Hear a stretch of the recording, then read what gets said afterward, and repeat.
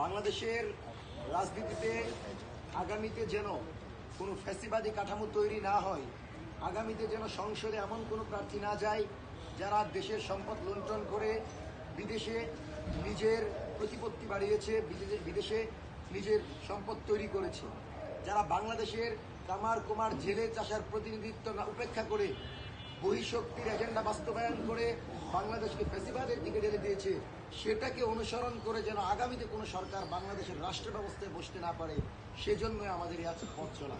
আপনাদেরকে সেজন্যই ডেকেছি।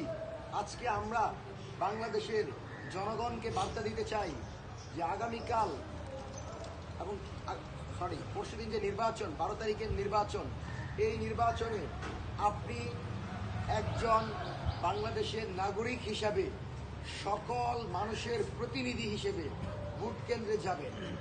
যদি ভোট কেন্দ্রে আপনার ভোট আপনার দিকে কোনো ধরনের বাধা তৈরি করে, পূর্বের মতোই বাঁশের লাঠি তৈরি করে দুর্বৃত্তদেরকে প্রতিহত করবেন, কোনোভাবেই আপনার ভোটকে আপনার প্রতিনিধির বাহিরে দিতে কেউ বাধ্য করবে, সেই সুযোগ আপনি দিবেন না। আমরা আপনাদেরকে অবগত করছি, আজকে আমরা যখন কথা বলেছি জুলাইয়ে, আপনাদেরকে পাশে পেয়েছি। আমরা চাই এই সংসদ নির্বাচনের পরে যেই দলেই ক্ষমতায় আসুক, সেই দল যেন তাদেরকে ক্ষমতায় আসার জন্য আবু সাইদ, ওয়াসিম মুগদের মতো 2000 ভাই বোনদের যে রক্ত দিয়েছে, সেই ভাই বোনদের কথা যেন স্মরণ রাখে। তারা যারা স্মরণ রাখে, আমরা গুলির মুখে নিজেদের বুক পেতে দিয়ে, গুলি নিয়ে, রক্ত দিয়ে তাদেরকে দেশে আসার সুযোগ করে দিয়েছি, তাদেরকে কথা বলার সুযোগ করে দিয়েছি। আজকে আপনি যদি বিএনপির দিকে তাকান, তারেক রহমান আজকে দেশে আসতে পেরেছে যদি আমাদের রক্ত দেওয়ার কারণে। আমরা যদি রক্ত না দিতাম তাহলে কিন্তু তারেক রহমানের দেশে আসার সুযোগ ছিল না। একইভাবে আমিরে জামাত কিন্তু জেলে ছিল, একজনকেও তারা কিন্তু বের করতে পারে নাই।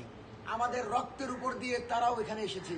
তারা যদি মনে করে পৃথিবীর কোন শক্তির কাছে, বহি কোন শক্তির কাছে প্রতিনিধিত্বে দায়ভার দিয়ে কোন শক্তির এজেন্ডা বাস্তবায়ন করার লক্ষ্যে বা কারো পরামর্শের ভিত্তিতে বাংলাদেশের সংসদে যাবে, তাহলে তারা বোকার স্বর্গে বাস করছে।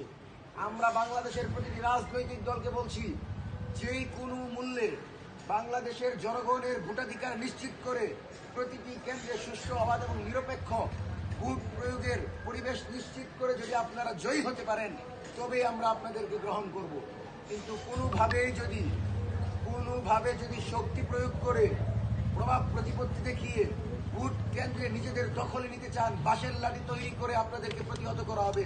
কিন্তু বাংলাদেশের ত্রয়োদশ জাতীয় সংসদ নির্বাচনে কোনোভাবে ভোট চুরি করার সুযোগ দেওয়া হবে না।